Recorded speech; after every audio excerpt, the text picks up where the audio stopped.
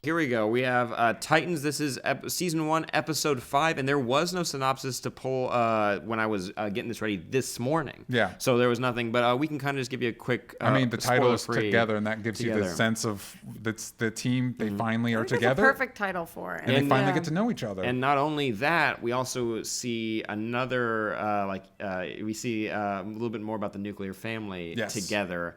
And more about what they are, like what their deal is, and they were my favorite part of the episode. I thought their whole thing was super interesting. They broke my heart. It's great. They broke my heart, and without giving any spoilers, I'll just say that watching them was painful for me. And it's interesting that in what way? And the show did its job kind of way. I was invested. I was invested, and I just felt the whole situation was kind of heartbreaking. Yeah, and it's interesting that the explanation of them kind of makes sense. Like I didn't expect that. I expected that it's just something weird that we're doing. It's like kind of what's happening is kind of tracks, but it's cool seeing.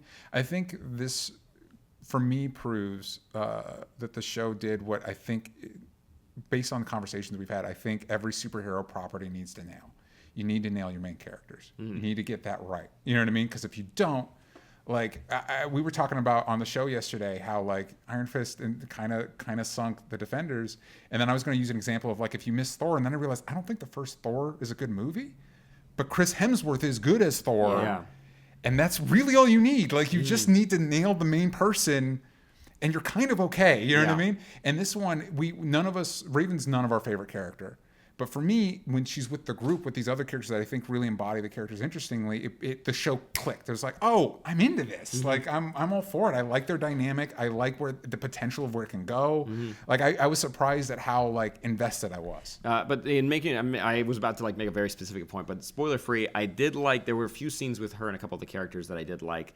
But most of all that was interesting for me was Starfire and Dick. Their relationship, because it goes in interesting directions. Where the showrunners are choosing to take them, which is going to make people. I think it's going to make people happy, but for me, it was I was left feeling icky, and I don't know if I like it or if I dislike it.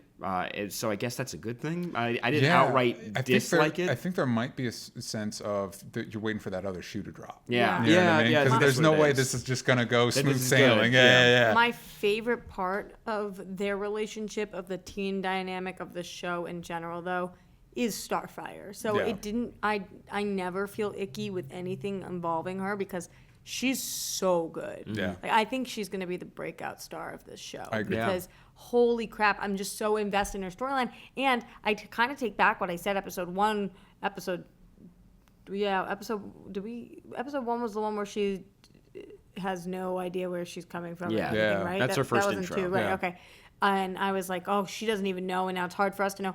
I love that she doesn't have the weight of a backstory right now because she has no idea. Yeah. She has no idea. So I just think her character is, the actress is amazing, the character is great, and so any scene she's in, I'm just like, yep. Mm-hmm. There's a scene where the character's kind of like, okay, let's actually learn what each of us can do. It's cool. It's a cool team building episode, and it makes me. It shows. It's one of the best examples of like, hey, for real though, why are we together? And it's like, no, they have an actual, honest to goodness reason. Beast Boy is the outlier, but for the most part, they have a reason to be together. You know what I mean? And also, I like Beast Boy a lot, so I'm glad he's there. I'm glad he's. But like when you mentioned breakout stars, just because we're not familiar with Anna Diop in other things, we are somewhat familiar with the kid Orion Potter who plays Beast Boy because of Big Hero 6. Yeah. But we didn't know what he looked like. We didn't know anything. So it's like he's proven himself a little bit, but he also is. I think he and Starfire are my favorite parts of the show, and Me too. I go back. And the nuclear family too. I also like. They stood out to me. Beast Boy and Starfire really do stand out. But I also like Brenton Thwaites as Dick Grayson because it reminds me of like why I like Robin on the Teen Titans. Like what I like his mechanical team. It's weirdly connects back to why Robin was like my favorite character on the Teen Titans cartoon. You know what I mean? It's a good use of that. Like I don't know. I think it's like all the cool stuff of Batman without this version. Robin has a bit of the baggage, but like I think one of the appeals for me of the character of Robin, it's like Batman, but without all the. Because at least even this Robin's like, hey, I'm trying to not be that. Yeah. Cool. Like I'm down with that shit. Like I agree. And of all of the episodes with him so far, his storyline in this one was awesome. Yeah. Like his arc in this one was really great. He's kind of being less of a dick to Raven, which is cool. Yeah, that is cool. He is, because he was that for a little too long. Yeah. He's dying on the back for a bit. reasons that might get explained later, but I feel like it's just a mechanism to get where we need to go. Which a lot of stuff, it's kind of like with Raven's like visions in the first episode where it's just like, I had to find you. Why? Plot. Like it's like there's which is not bad because plenty of the things we like do that, but it stood out to me more. Yeah, it's just one of those things. I actually don't know. I don't dislike this show, by the way, putting that out there. But when you're talking about like a standout episode for Brent Thwaites, I felt like there was some dumb stuff around like his story. He's great. Brent Thwaites is great. Robin, like Dick Grayson Robin, there's some stuff where it's like it's when they're like they kind of like they're showing and telling like who they are and what they can do and everything, and it's like, and then his whole thing, I'm like, this is kind of weird and dumb and it's moody and it's very and it felt like emo, and I'm like, I'm not feeling it, and by the end he gets some cool moments in this episode, but I'm like, can we really nail down what this is and start and like not like float around anymore, like what his problem is. He doesn't like what he was, and he's trying to figure out who he is now. To me that's pretty clear. I don't have the same issue, but except the fact that it's I wish he was 10 years older. It's a lot. Or looked 10 years older. Because he's way older than any of us think he is. But no, it's a lot of repeating the same thing and no drive from the character to do anything about it. And I don't feel that way. In the way I'm viewing it, but like again, I could be wrong. It's how I'm just interpreting like where they're taking this character. I think the next episode is when I'm gonna get what I want. I'm super excited. Do we know no the title spoilers. of the next episode?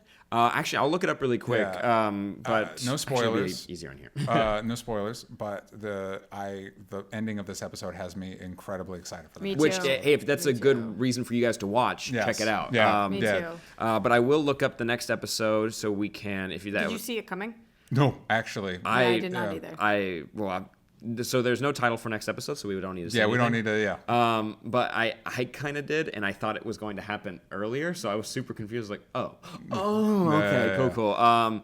There's some really cool action scenes. There's actually some good humor in this episode as well, but it's this show. I felt more confident with like Hawk and Dove and like the third episode too. I was feeling a little bit better about this. Actually, the first episode did better for me than the more we move on. It's not. So you're like the inverse Roxy. Yeah, it's not becoming. This is the first episode that I actually legitimately liked. Yeah. Like I liked the Doom Patrol enough, and I thought it was cool because Doom Patrol. But this is the first episode of Titans that I'm like, oh, I like the show. Yeah, and even though I've liked this show, it's like we're there. Like this is what the show's trying to do, and it's again, it makes sense because it's a team show.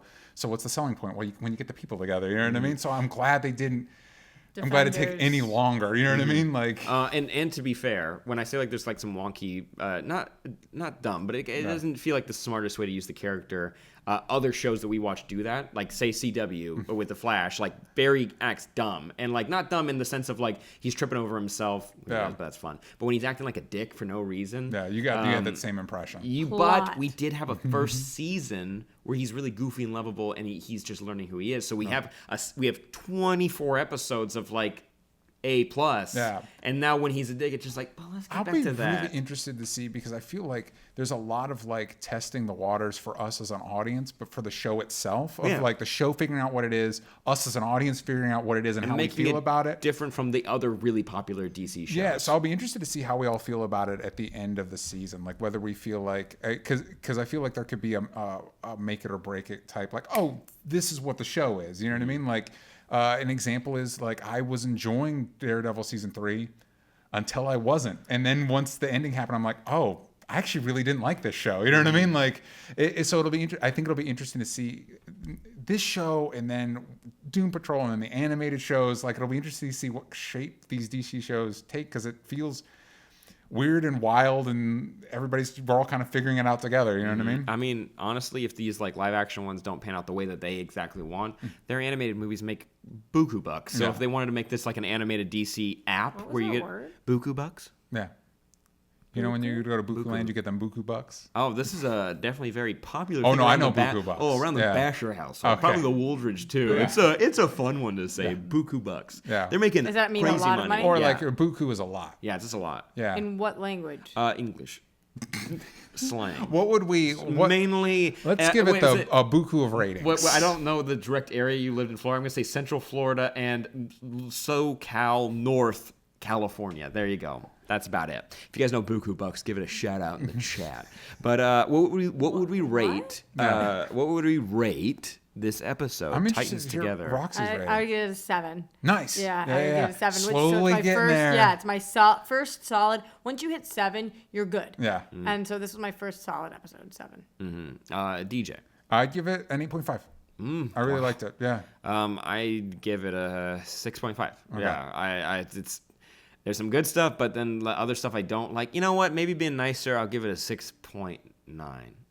I'm still better than you. Mm-hmm.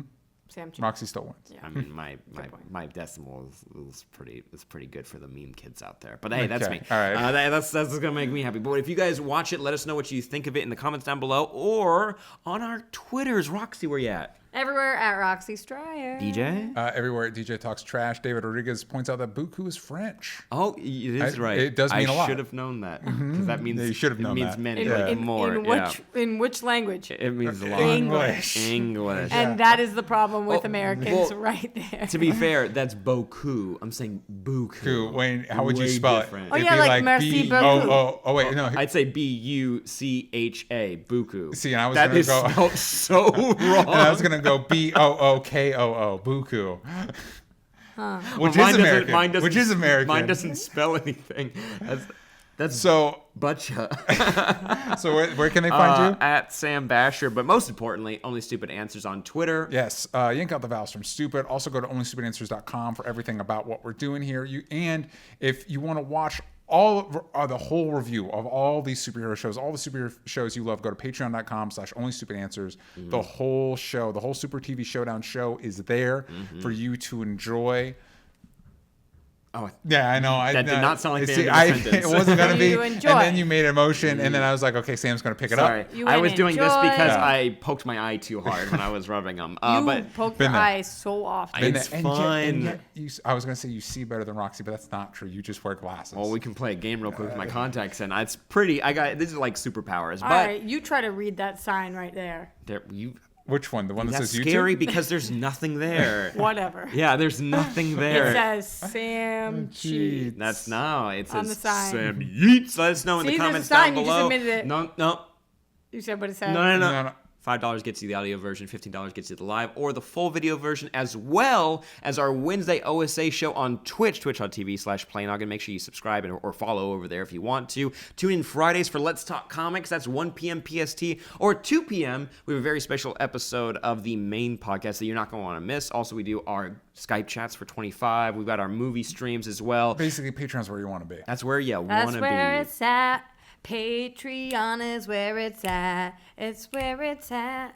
Patreon is where it's at. Okay, so that's like the background vocals. I should have come in there. I was hoping that one of you guys with a thing at the top, and like, then DJ was going to come in with a rap. OSA, something, but you didn't. Well, good. Thank goodness we have an audio, like a recording booth right there, and we could record it right. I thought you put your mouth on my arm. What are you looking at? All right, that's it for the show today. Thank you all for joining us, and we will see you next week. Bye-bye. You got to get bits for glasses for Roxy. We got it, but this isn't the bit show, so there it is. Bye-bye.